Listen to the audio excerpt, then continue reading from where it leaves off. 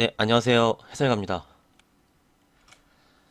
오늘은 이제 시장에 대해서 좀 말씀드리고, 이제 낙폭과대로 다음 주 초반에 접근할 수 있는 종목들 말씀드리고, 그 밖에 뭐 삼성전자나 이런 대표주 종목들도 좀 살펴보고 하는 시간을 좀 갖도록 하겠습니다. 주식 시장은요, 확신을 해서는 안 됩니다. 주식에서 100%는 없어요. 그 누구도 마찬가지예요. 확신을 가져서는 안 되고, 주식은 대응이죠. 그에 맞춰서 대응을 하는 게 주식입니다. 아니면은 성장성이 있는 좋은 기업들을 중장기적으로 모아가면서 가져가는 거. 이게 원래 주식 투자죠.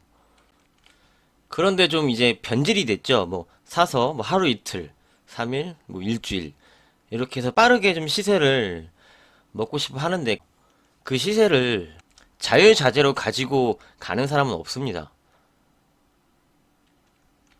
그래서 확신에 차서 이게 무슨 이런 기법이 있는데 이런 거는 정말 조심히 잘 들으셔야 됩니다. 이 부분을 좀 말씀을 드리고 싶었고요.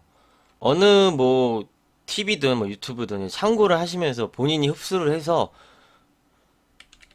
내 것으로 내가 내 판단과 기준을 꼭 만드셔야 돼요. 그래서 이제 시황 말씀드리고 이제 저는 이렇게 생각을 합니다. 여러 가지 변수가 있죠. 뭐 해외 시장도 있고요.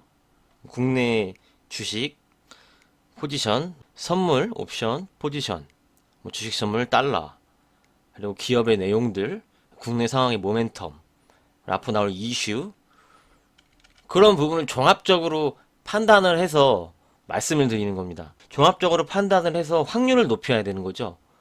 이게 긍정적, 이 부분이 긍정적 해서 그러면은 이제 공격할 수 있는 구간이 나오는 거고 여러 가지 부분 중에서 부정적인 게 더 많아요. 소극적으로 가는 거고 그렇게 보면서 이제 업종에 대해서도 또 알아야 되고요.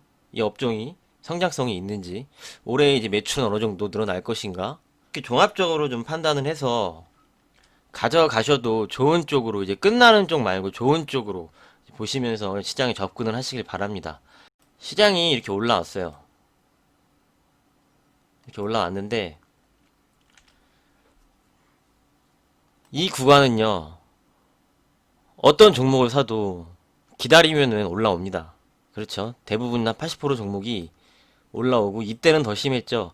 이때는 이제 과열권이었으니까 종목을 사면 무조건 올라가겠죠. 대부분의 종목이 그렇습니다. 이거는요. 시장이 도와주는 거예요. 시장이 이렇게 올라와서 도와줬기 때문에 오를 수 있었던 겁니다. 주식이. 내 종목이. 판단을 잘 하셔야 됩니다. 이 주식시장이 굉장히 위험한 거고, 피도 눈물도 없는 것이기 때문에 정확히 좀 이 상황이 돌아가는 걸 보셔야 됩니다. 근데 이때 한번 깨졌죠. 근데 제법 세게 나와가지고 깨졌습니다. 들고 있죠? 다시 이렇게 올라왔어요. 뭐 전고점까지 올라왔으니까. 들고 있으면은 본전을 주는 주식이 많았죠. 많았습니다. 여기서 한 번 더 내려왔어요. 이게 이렇게 가지 않으면 이럴 때 이렇게 리스크 관리를 해야 되는 겁니다. 이럴 때 어느 정도라도 그래야지 이제 낙폭이 커지고 이 낙폭과의 반등이 나오면 그것도 제법 수익이 좋거든요. 이런 걸 해야 되는데 리스크 관리가 없이 계속 매수만 하고 계속 매수만 했어요. 이때 돈이 없죠, 지금. 지금 돈이 없으면 어떡하죠? 계속 기다려야 됩니다. 기다려야 되는데 이게 올라오지 않고 빠져버려요. 그러면 위험해지는 거죠. 그렇기 때문에 이제 말씀드리고 싶은 부분이 분할 매수를 하면요, 깨지지 않습니다. 내 마음이 급하지 않으면 돼요. 이렇게 한번 사고요. 한번 사고요. 한번 샀어요. 주식이 이렇게 내려오는데 한 번만 반등 나오잖아요. 여기서부터 이렇게 세 번 샀어요. 단가는 이렇게 되죠. 한 번만 반등 나오면은요. 본전이 돼요. 그러면은 물려있던 거니까 비중을 좀 축소시켜 놓고 나머지 물량으로 대응을 한 다음에 올라가면 수익을 챙기고 다시 빠지면 다시 여기서 받아서 단가를 낮춰주고 다시 올라오면 또 같은 형식으로 주식시장에 신은 없습니다. 신은 없기 때문에 이 분할 매수를 하는 거죠. 그래서 분할 매수는 하는 거예요. 근데 왜 분할 매수를 못하게 하죠? 분할 매수를 자체를 뭐 부정하는 사람도 있는데 그거는 좀 아니죠. 그건 아니죠. 이렇게 좋은 무기가 어디 있어요? 우리 개인들한테. 정확히 맞출 수 있나요? 누가 그렇게 할 수 있죠? 없습니다. 절대 없어요. 그렇게 해서 꼭 분할 매수를 하셔야 된다는 점을 말씀을 드렸고요. 저는 이때 그래서 종목 얘기를 말씀을 많이 안 드렸죠. 주식시장이 이제 빠질 것 같은데 종목을 많이 풀 수가 없어요. 다 깨질 게 분명하니까. 그래서 이제 밑에 있는 종목을 그나마 이제 볼게 말씀을 드린 거죠. 포스코, 한국전력, 그때 말씀드린 게 두산, SFA. SFA랑 포스코는 오히려 올랐죠. 시장이 이제 하락 구간에 오르고, 한국전력은 뭐 경기 방어주니까 빠지지도 않았고, 이제 두산이 좀 하락을 했는데 이제 내일 두산 인프라코어 매각 이슈로 이제 보고 들어간 거니까 거기에 대해서 이제 분할 매수 관점을 말씀을 드렸고, 재료가 있잖아요. 두산은 이제 뒤에서 말씀을 드릴게요. 그래서 이 밑에 있는 주식을 말씀을 드린 거예요. 깨질 게 분명한데 막 고점에서 이제 막 넘어갈 수 있는 주식 이런 건 깨지죠. 그렇기 때문에 종합적으로 시장을 보시면서 내 자산을 지키면서 가시는 것을 꼭 권해드립니다. 잘 참고 부탁드립니다. 진심입니다. 진심이고 주식시장에서 오래 있었기 때문에 저도 다 해봤어요. 다 압니다. 어떻게 돌아가는지 알기 때문에 뭐 누구를 비난하거나 이런 말이 아니고요. 내 스스로 이 분할 매수 원칙과 이 마음 이런 걸 지켜서 이 시장에서 꼭 살아남으셔야 된다. 이런 말씀을 드리는 겁니다. 어쩌면 이 얘기가 시황보다 더 중요할 수가 있어요. 앞으로 이제 계속적으로 가져가야 될 자세니까. 그렇기 때문에 앞서 말씀을 드렸고요. 이제 종목 말씀드리도록 하겠습니다. 먼저 우리 시장이 좀 방어가 된 게요. 삼성전자 때문입니다. 삼성전자가 하락이 크지 않죠. 지지도 해주면서 거래량도 괜찮고 언제든지 이제 다시 상승 시도가 나올 수 있는 위치이고요. 그런 종목입니다. 여기 뭐 지지선도 바로 밑에 있고 삼성전자 쪽은 좀 긍정적으로 좀 보고 있다는 점을 말씀을 드릴게요. 그러면은 이제 여기 뭐 빈메모리 쪽, 파운드리 쪽 종목들, 반도체 소부장 종목들은 삼성전자가 이제 시세가 나오면은 바로 언제든지 좀 따라갈 수 있는 종목이다. 시장이 회복했을 때 가장 먼저 움직일 수 있는 업종군이라고 좀 생각을 합니다. 반도체 쪽은 이렇게 말씀을 드릴게요. 잘 참고해 주세요. 그 다음에 이제 LG전자랑 현대차를 좀 말씀을 드릴게요. 현대차는 이렇게 생각을 합니다. 현대차는 뭐 요때는 제가 이제 매수가 가능하다 여기 지지선 잡고 말씀을 드렸고 좀 올라와서 매도 시점을 드렸는데 매도 관점을 드리고 지금 내려왔죠. 내려왔는데 지금은 이제 앞으로는 좀 관망이 필요해 보여요. 현대차는 이제 무조건 좀 좋아 보이지 않습니다. 현대차에 대해서 이제 말씀을 드렸었죠.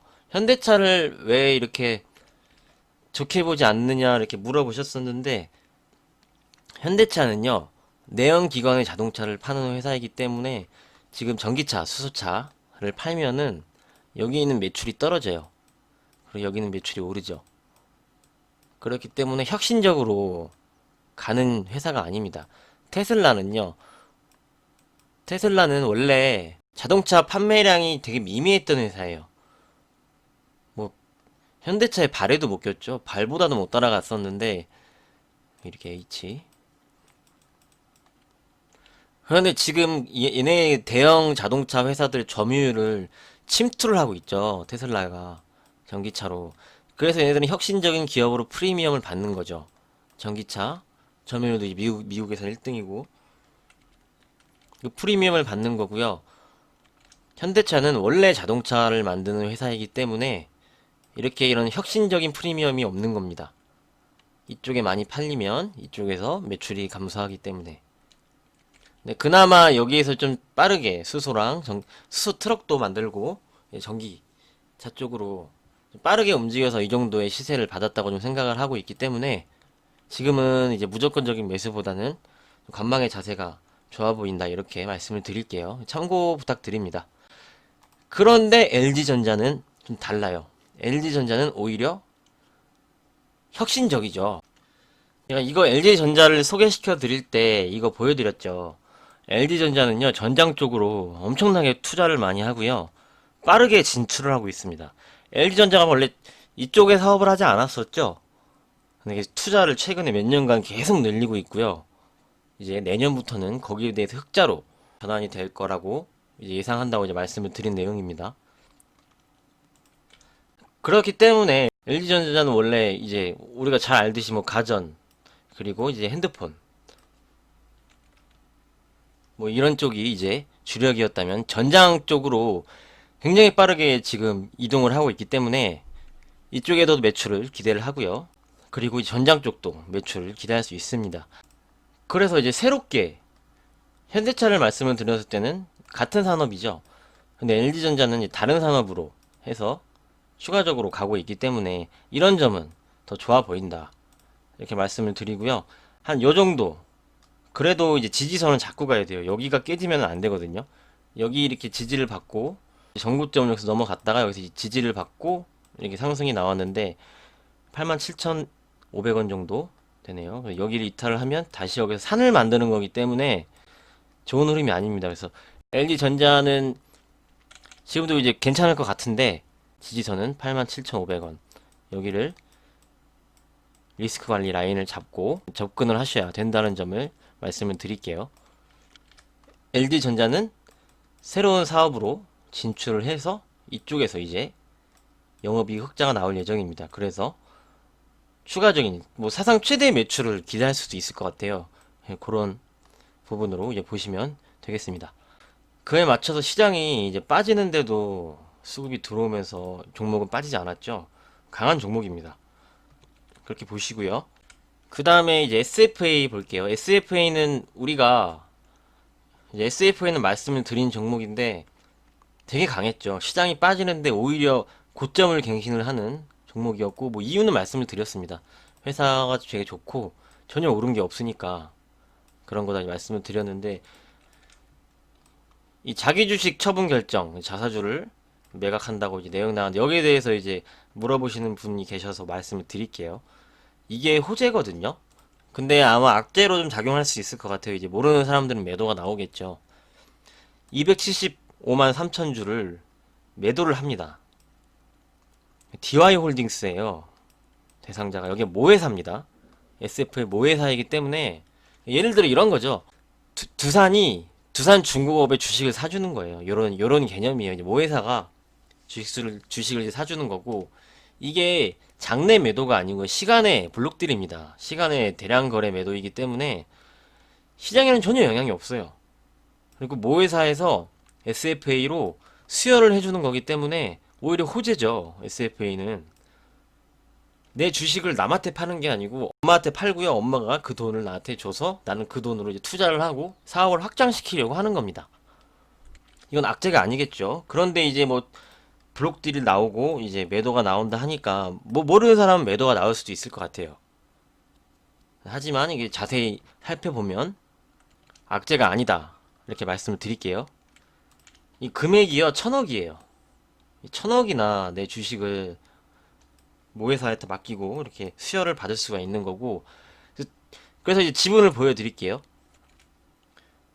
보면은 여기 지분 보시면 DY홀딩스 있죠. 최대 주주입니다. 이 모회사예요. 이렇게 말씀을 드릴게요. 그리고 이제 두산 말씀드리고 공략할 수 있는 종목 말씀드리겠습니다. 두산은 내일이 이제 그거죠. 내일이 이제 두산인프라코어 예비 입찰입니다. 원래 요날 그게 나왔어야 되는데 그래서 요날 조금 영향을 받아서 좀 올라가다가 한 4점 몇 프로까지 올라갔었죠. 올라가다가 연기가 됐어요. 이제 28일 날로. 그게 좀 안 좋았죠. 연기가 돼서 이제 내일 두산인프라코어 이제 예비 매각 입찰이 있습니다. 거기에서 이제 좋게 되면은 이제 두산도 영향을 받을 수 있겠죠. 두산을 말씀드린 이유는요, 이제 그 부분도 있고, 정말 그 몇 년 동안 힘들었던 거를 이제 탈피를 하는 회사거든요. 이 내용 이런 것만 읽어보셔도 그런 내용들이 많이 나와요. 이제 인프라코 매각하고, 여기서 이제 두산 마켓은 뺍니다. 이제 두산 마켓은 갖고 있고, 인프라코어만 매각하는 거고요.